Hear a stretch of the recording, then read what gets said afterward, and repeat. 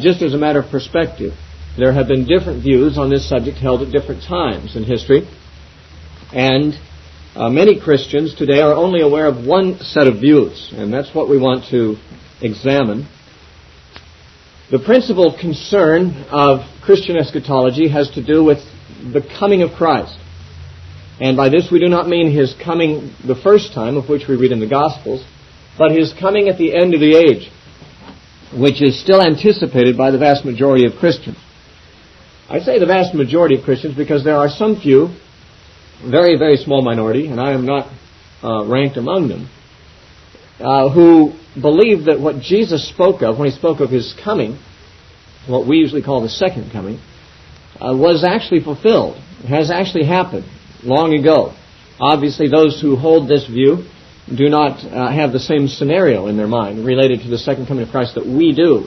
Most of us think of Jesus coming visibly to planet Earth at the end of the age, coming in judgment with His mighty angels, changing the whole order of the world as we know it, changing history radically and everything being put right and so forth. This is what I think most Christians, regardless of their eschatological framework, most Christians view the second coming in these kinds of terms. As I say, there are a few people out there who think that all references to the second coming or to the coming of Christ in the future are no longer future for us, that they were future from the point of view of the writers of Scripture, but that at some point since the Scriptures were written, but prior to our own time, these Scriptures were fulfilled.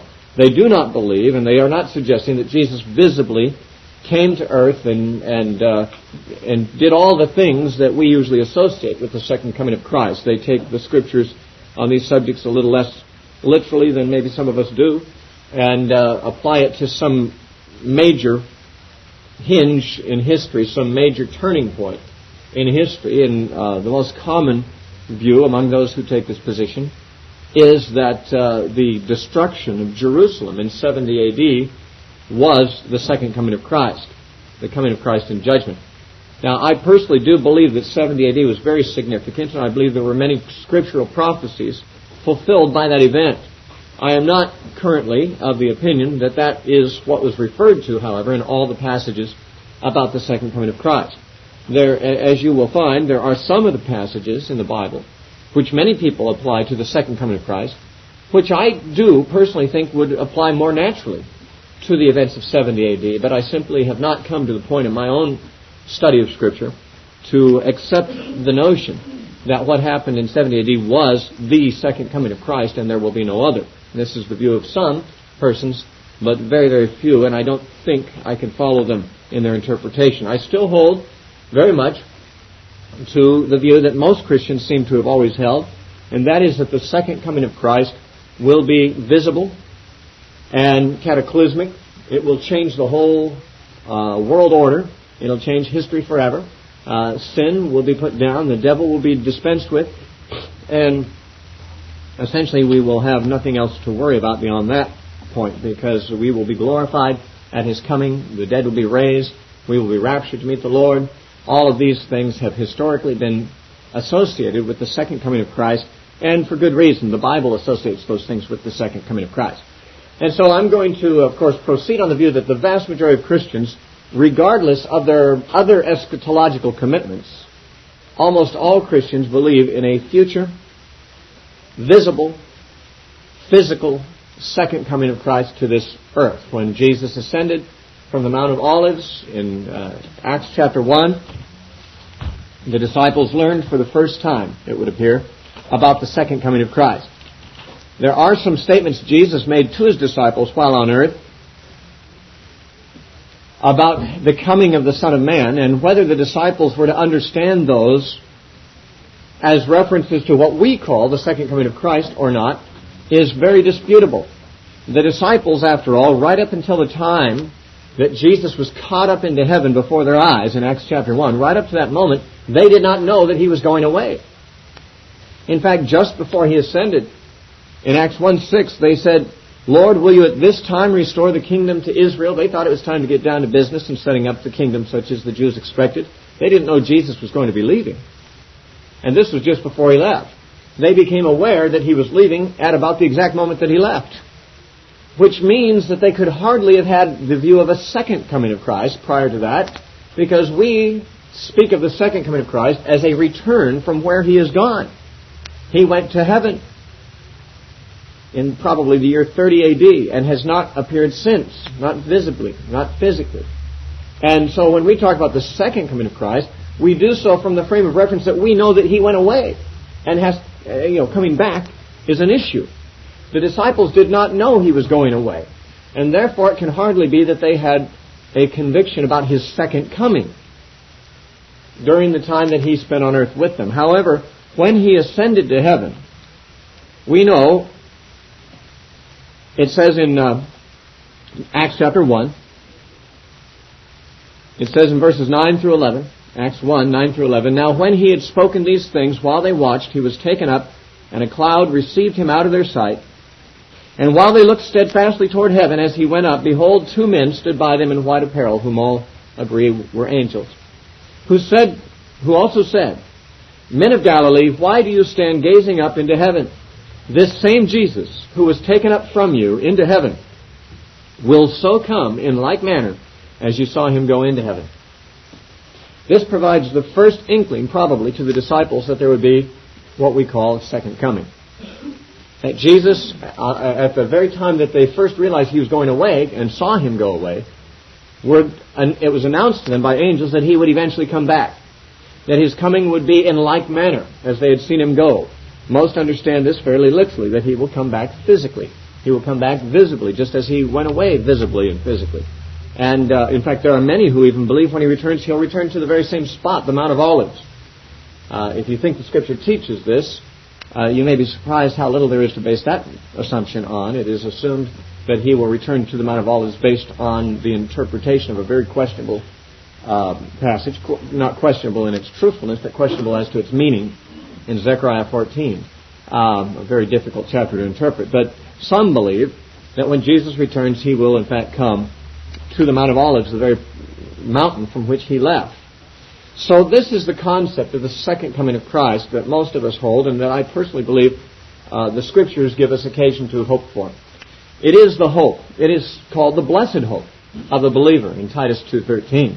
It is a blessed hope because it's the thing that will change our present circumstance of pain and suffering and trial and testing, and mortality and sickness and weakness and the prospect of death. All these things which we live with on a daily basis, all of these things we put behind us. At the second coming of Christ, this mortal shall put on immortality, this corruptible shall put on incorruption, and then shall be fulfilled that saying, "O death, where is thy victory? O grave, O death, where is thy sting? Grave, where is thy victory?" It'll be a wonderful transformation for us. The Bible says in Philippians chapter 3 that Christ will transform our lowly body into the likeness of His glorious body at His coming. So we certainly look forward to this second coming, and it is the blessed hope of the believer. And it is therefore appropriate that we have some understanding of it in a biblical manner.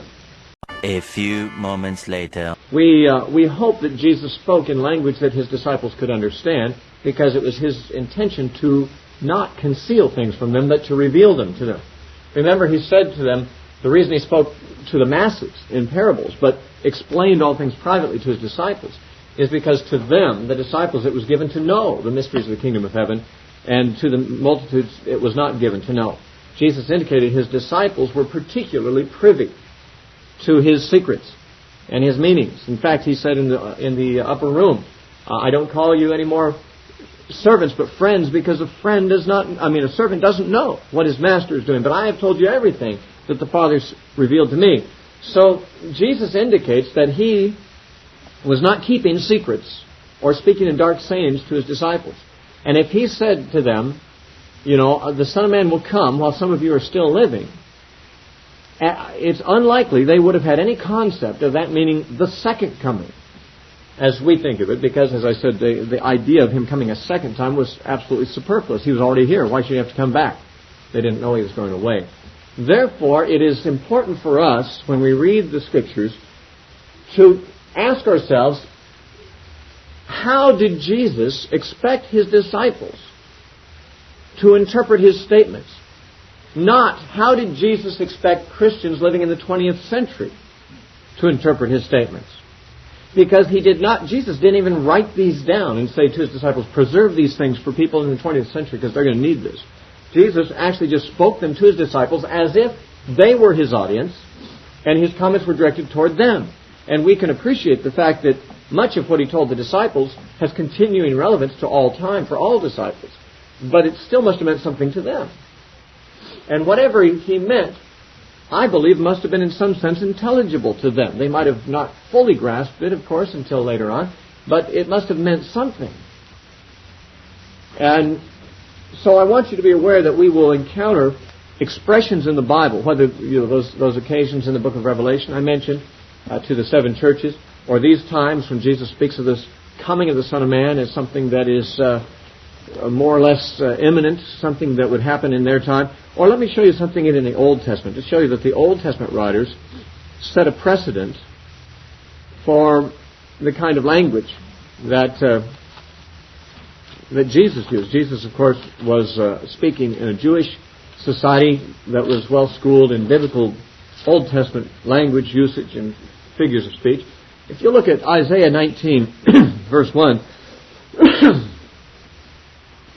I don't think you'll find a commentator who disagrees with what I'm about to say about this chapter. That is, that this chapter predicts the military overthrow of Egypt.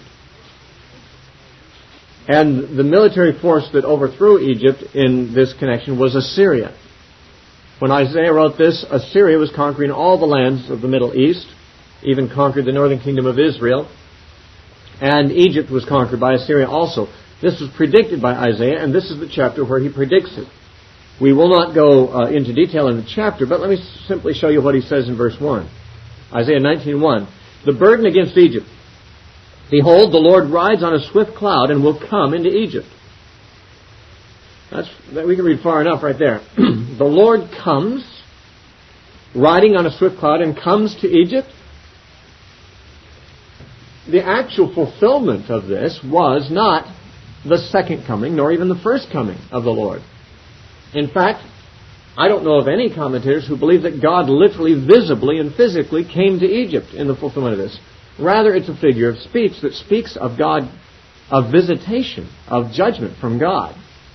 Figuratively, as if God is riding his war chariots, heading up the armies that came against Egypt to destroy them. Now, the armies were actually the Assyrian armies, and the Assyrians were not, in any deliberate sense, following God's orders, but the teaching of the Old Testament is, and of the New, that armies march, whether knowingly or inadvertently, at the command of God. God is the one who uses the armies of one nation to judge another nation. And this he does with or without their knowledge of it. He can work behind the scenes or without them realizing it.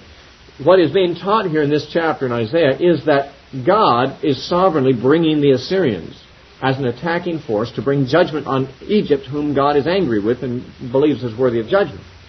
But the language of the Old Testament, the figurative language, is God is riding on a chariot, riding on the clouds, and coming as if he was heading up the armies himself into Egypt. Now, this language is very similar to many statements in the New Testament about Jesus coming on clouds. And because of the similarity in the language, it has been argued by some that some of those references in the New Testament to Jesus coming on clouds may not be a reference to his second coming any more than Isaiah 19:1 is a reference to his second coming. If the Lord comes on a cloud to Egypt in Isaiah 19 and comes on a cloud to Jerusalem in, say, Matthew 24, is it not possible, some would argue, that if God coming on a cloud to Egypt was simply the armies of the Assyrians coming and conquering Egypt, that Jesus coming on a cloud to Jerusalem might be the armies of the Romans coming and conquering Jerusalem? This may be very foreign to our frame of reference and the way that we usually think about passages, but we have to, I think, if we're going to be reasonable and not and simply not too prejudiced, have to admit there is a possibility of that being the case. Even some of our favorite scriptures about the coming of Christ may, in context, have to be seen as something other than the second coming of Christ. Now, in saying that, I'm not trying to discourage you from believing in the second coming of Christ, which I personally believe is still future. I believe there are certainly references in the New Testament to the second coming of Christ that is yet future, what we call the second coming. But what I'm suggesting is that the term coming of Christ in Scripture is used more broadly, more generically. To simply speak of the coming of the Son of Man does not necessitate that the second coming, or what we call the second coming, is always in view. The context must decide.